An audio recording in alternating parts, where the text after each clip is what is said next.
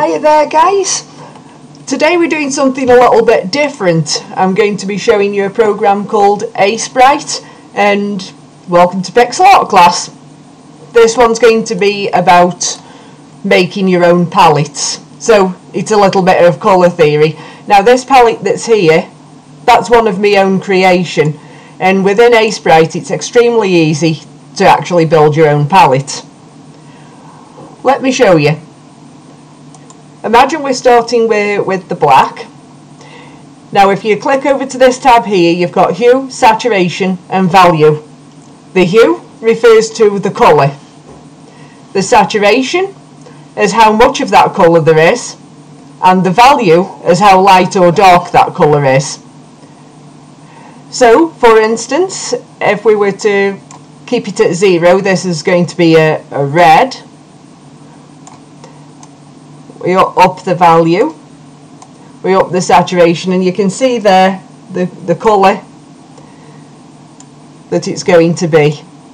Of course, as you go down the saturation, you'll get more of a salmon pink, and it trends towards white. The value at the bottom, you go down, it'll trend towards black, and of course on the hue, you move it along this is the same as a colour wheel, and you'll be getting your different colours.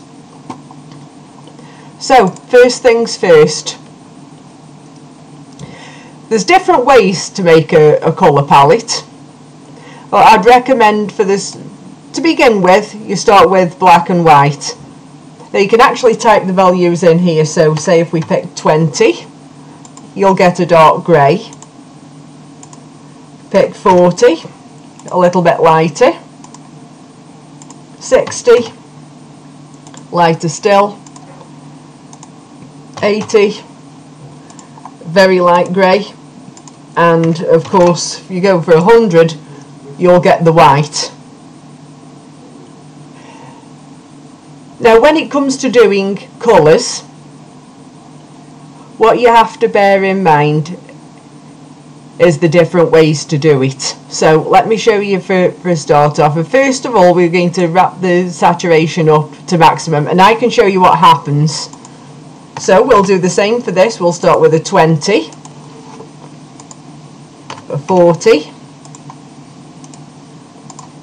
a 60, an 80, and finally the 100. Now that there, you would agree, is going from dark to light. However, it's also far too bright at this brighter end of the spectrum. You wouldn't really want that in a real colour palette, not unless you want to nearly blind somebody with the dazzlingly bright colours. So what you can do, and I'll show you the difference here, if we start off at 20 again with 100% saturation, that's fine. But if we also knock down the saturation, let's go for 90, while we bump this up to 40. It doesn't look a great deal different yet. Bump it down to 80 and up to 60. Now you're starting to see the difference. Then we can go to 70 and to 80, and then finally we can go to 60, and then we can go to 100. Now that's quite a bit better, but you're still not getting any vibrance there. This is fine if you wanted to do a palette that was desaturated. So let's begin again. 20 for that one. Then we'll put this up to 40, and we'll have this one to 95. So this one will be 60.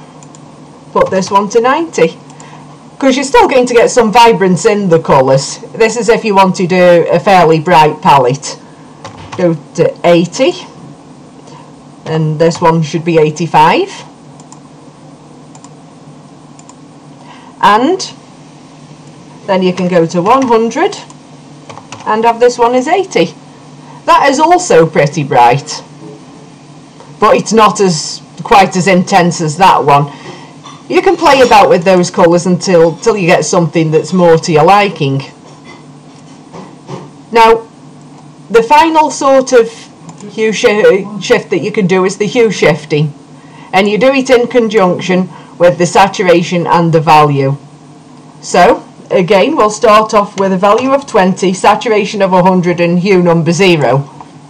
So let's place that there. Then you would take your value up to 40, you'd take your saturation down to 90, and you would hue shift it. In this instance, I'm going to hue shift it by 5. So on this next one, you hue shift to colour number 10, you bring this down to 80, and you bring this up to 60. Now you can start seeing what's happening here. We're adding a hint of orange. These are like brownie ready oranges. So then we go to hue number 15. We'll go to a saturation of 70, and we'll have a value of 80. And let's begin again with this. You can go 20, 60 and 100, and that will give you a nice ready brown. Of course you can do different amounts of this. So let's start again, and I can show you how I made this palette here over on the left. So let's begin again with the saturation of 100, and we start with that. So it's the same colour always we're starting off with here. So this time we're going to hue shift by 10. We'll take this down to 90, we'll take this up to 40. You can see already, even though we've only done one colour, there's a greater amount of hue shift here, and it'll just make your palettes that little bit better. Let's go to a value now, a hue of 20. We'll go to 80 and then to 60. Now that is a nice brown. Then we go to 30, 60 and 80. Not 60, that should have been 70. There we are. Now you can see quite a bit of yellow starting to creep in now. Then you go to 40, 60 and 100, and that is hue shifted now all the way to the yellow. And when you reach this point, if you want to continue the hue shifting, you can do so. However, because you've already reached 100% value, you then start knocking the value back down in increments as well. So for this here, because this is quite a mathematical approach, you don't absolutely have to hue shift, but a lot of people do prefer it. It just brings out a little bit more in your pixel art. So I'll show you how it would go. So that, which has been going down, the saturation, you now want to knock back up again, and you'll knock the value back down again. As you can see, that's got a greenish tint. Now you go to colour number 60, of a saturation of 80 and a value of 60, and you can see that's getting a little bit more green now. You're going towards the green part of the colour spectrum. So we'll do it again. 70, 90 and 40, and you just get this lovely effect where you're going straight into one of the colours. Right, so let's do the last one on this, and then I'll show you a bit, because I did this palette here using the same method pretty much. It's very difficult to try and get these colours perfect by eye, so taking the mathematical approach will help you a great deal if you are creating your own palettes. So the last one is I'm going to show you just very briefly, and we put the saturation back up to 100 and knock the value down to 20, and of course you get the dark green. If you were to continue this palette, of course you'd end up with lots of different colours. You'd go all the way through the colour spectrum. You can even do a double sweep, which is what I did with the palette on the left. And the value will always bounce between 20 and 100, and the saturation would then always bounce between 100 and 60. But you don't have to choose those exact values. I mean, you can pick any that you like, but that is one method of doing it. Right, so just to show you what you can do with this. This is actually just a 16 by 16 square. Now, say for instance I wanted to draw a tree or something of that nature. Of course, this is all like oranges and things like that, so, but they also double up as browns, and you notice there's some more browns down here as well. It's given us quite a lot of lovely colours here to work with, so if we wanted to do something with that sort of brown, then you would put it like this.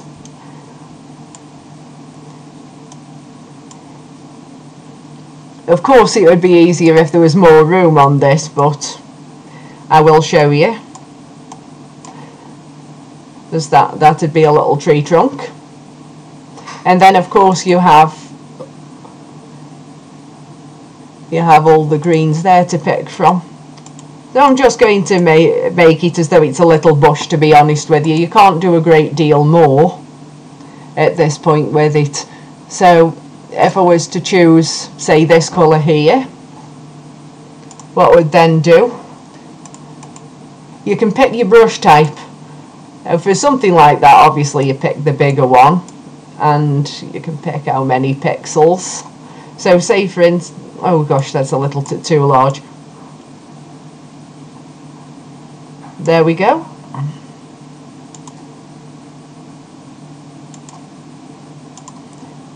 It doesn't have to be too tidy. In fact, it's better if it's not. If you get things that are a little bit too tidy, then it doesn't look like it's natural. So knock this back down to 1. Now underneath the branches, in order to make it pop a little more, you'll want to just put a little bit of shadow in there. And if you want to create the effect of leaves, you have to then decide which side of this dark green you want to use. So we want to use this one. We can pick that type of brush, and say we want it to be a 3. There is a reason why I'm picking this.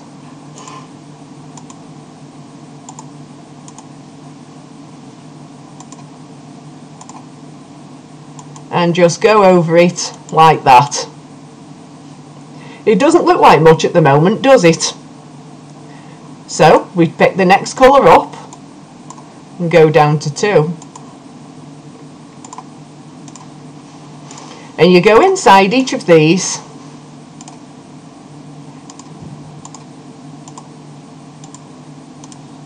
and this will create the effect of there being some leaves. And then you go a little brighter. They don't all have to be in the same place. It's just giving the effect that light is going to catch it at different angles. And you can do this on as large a scale as you want. Now, because of that hue shift, it actually looks really nice. And you can draw pretty much anything with these types of palettes. You know, you're not restricted to just trees. And of course, if you wanted to add some berries, you could then go to the reds. There's a nice juicy looking red here. And then you would just add in the dots, which would give you the effect of this bush having some berries.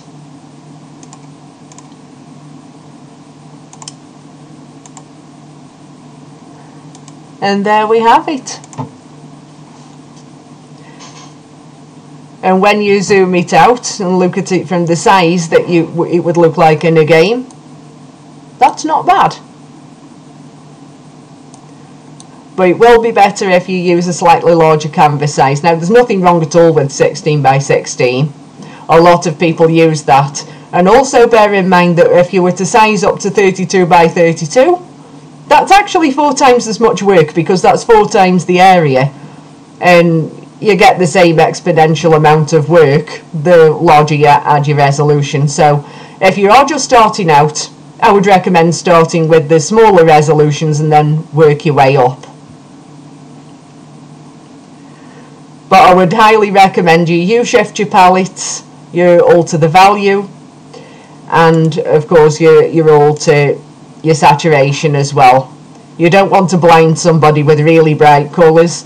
And of course, if you're making a game that has darker tones, or you're just doing a background or something with darker tones, you might want to use a palette that's a little more desaturated. Therefore you would actually shift your saturation further down more quickly.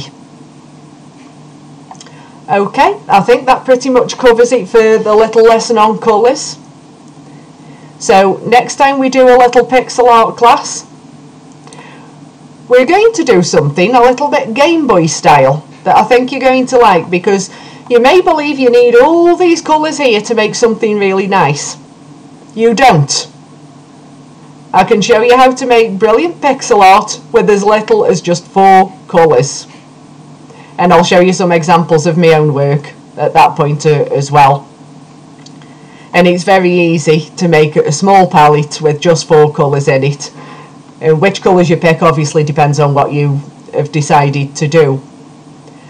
But if you think back to the Nintendo Game Boy, they used only 4 colours in that palette, so it might be easy for beginners to start off with just 4 colours. But if you want to try with more, obviously you can. Depends on what you want to do with your pixel art, really. But that is something that I will be showing you fairly soon. Okay, bye bye for now.